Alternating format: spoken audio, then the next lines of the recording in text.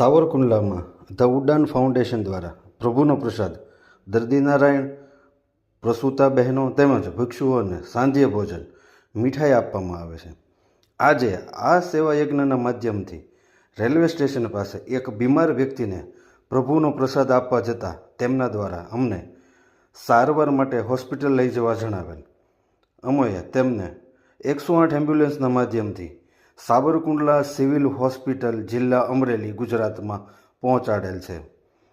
તેઓને વધારે પૂછતા તેઓએ તેમની ઓળખાણ અજય નારણભાઈ ખુમાણ રહે ડુંગરી મુંબઈ જણાવેલ છે. તેમજ તેઓ છેલ્લા 2 માસથી તકલીફ ભોગવી રહ્યા છે તેમજ વેઠી રહ્યા છે.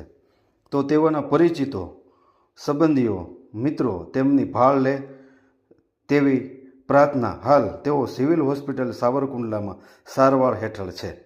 દવાખાને જવું છે ને? આમાં તો વરસાદમાં કેમ તમે રહ્યો?